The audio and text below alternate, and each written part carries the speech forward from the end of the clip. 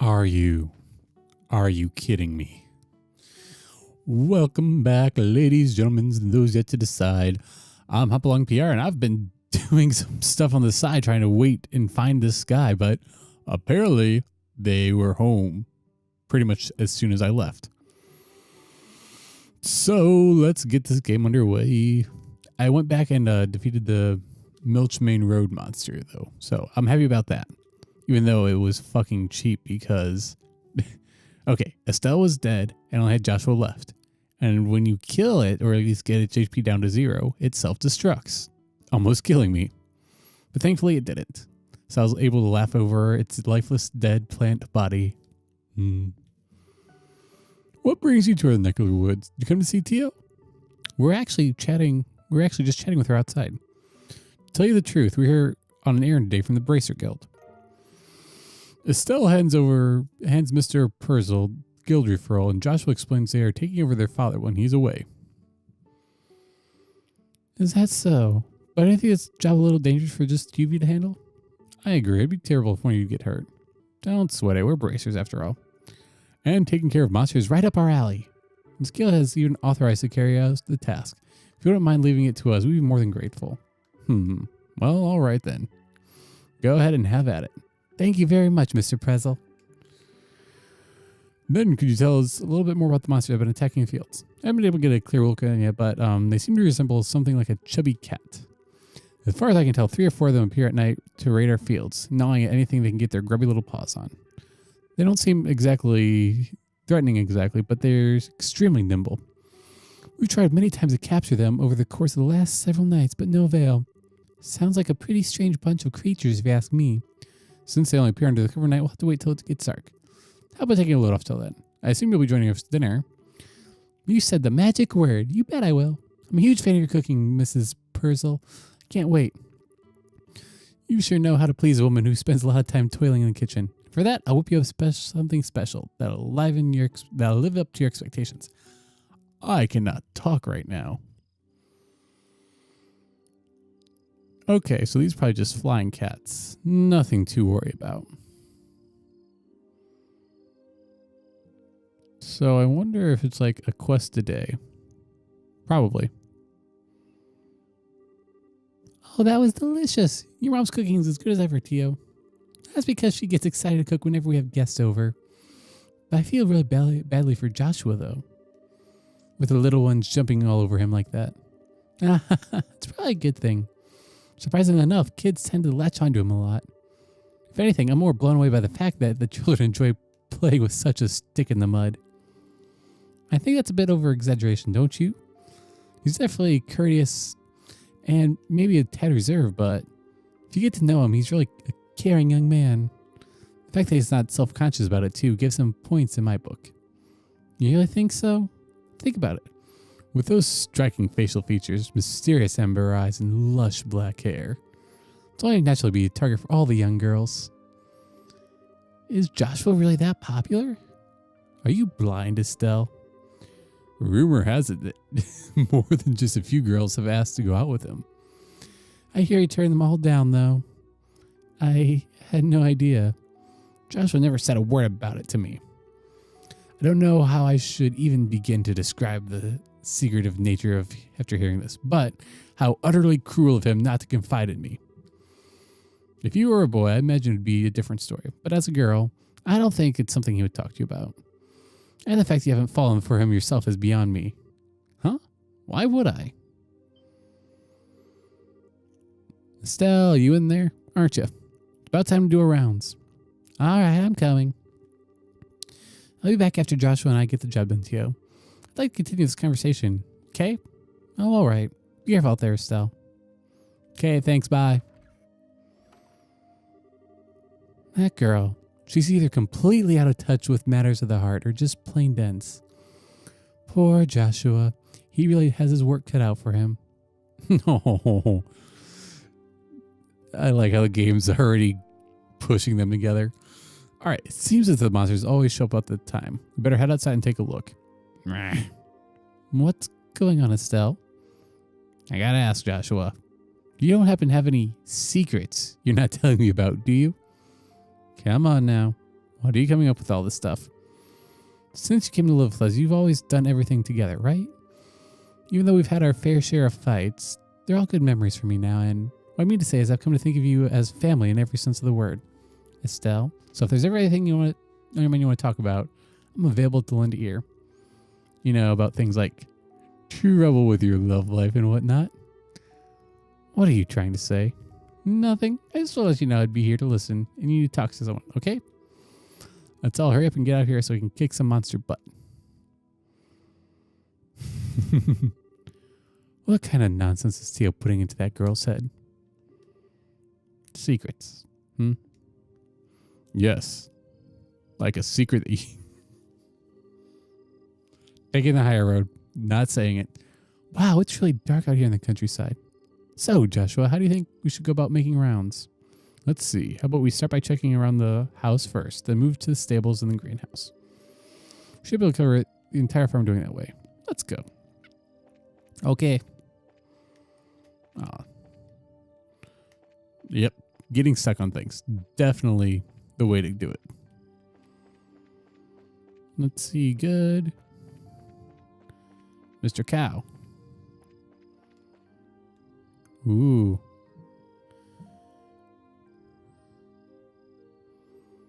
No monsters here. All right, let's keep moving. Okay, so... Ooh. Not the cabbages. It's awfully quiet. I hear the bugs chirping. Doesn't look like they've shown up yet. I wonder if they're aware of our presence. Hey, Joshua. Did I want to tell you this story as a kid? You know about the ones baby born in a cabbage patch? Now there's another question entirely out of the blue. And no, I was told about an angel with silver wings who delivers them. Interesting. So the explanation for where babies come from different depending on the region, huh? How about we get back to work and stop this baby talking nonsense? We have work to do. Get with it, woman. Nothing in here. The glow of the ornaments sure give this place a romantic ambience. Even if y'all worthwhile setting foot in here. You are definitely a dense Estelle. At least it's better than being a dense like someone I know. Okay. Psst, look. Raccoon. Meow. It's getting away. Hey, get back here, little furball. Can still sense its presence. It's staying put on the farm for the moment. Oh, good. It's about to get caught. Where'd you go? Are you in here? No, you are not. I wonder if I had to corner it in here. That makes a lot of sense. Got him. I think it's time to critical lesson. Here's where our job really starts. You stay alert and don't let your guard down. Oh. It's Longcat. It's playing dead. Oh, that's cool. Oh yeah, I also equipped him with a fire thing because I needed to do it for because reasons. Oh cool. One is with Joshua.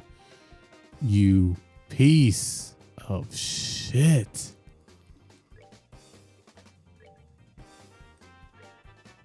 Okay. Not the airstrike. It's World War all over again. Well, World War II probably. Or you know what? World War III is just around the bend. Yeah, if you could not, I would just be completely happy. You know what? I'm not even going to let you pull it off. Eat it.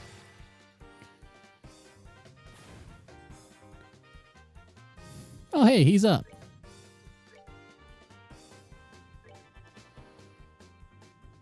Strength up. Now your little fluff balls of fury. Ooh. I wonder... I haven't taken a look, but I wonder... I hope strength increase. Yeah, I think it might. Alright, let me try forming coherent words there. I hope strength increases the attack strength of arts. Oh, you dick.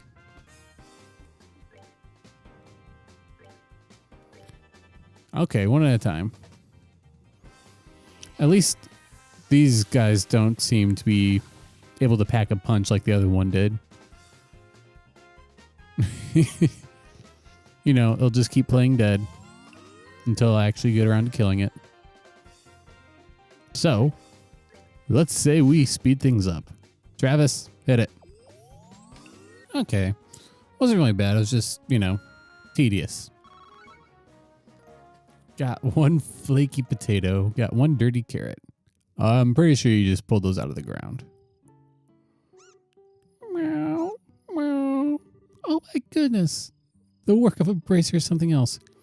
You kids have done a fine job of rounding up these critters. It's nothing really. I want to ask you though, now that they've been caught, what do you plan to do with them? I don't think they'll cause any more trouble. Now that we give it a good thrashing, I don't think they'll cause any more trouble. Estelle, how's that going to benefit everyone if we show these creatures any mercy now? We got a job to do by exterminating these monsters, but in any case, we're here to do a job in Dad's place. If the same thing happens again, what will you say for yourself? I see what you're getting at. You know, it was only some vegetables that were damaged, so what do you think about letting it slide this time? You know? After being like that, I'm sure they've learned their lesson. Tio, Mrs. Purcell. But in this case, I strongly recommend otherwise.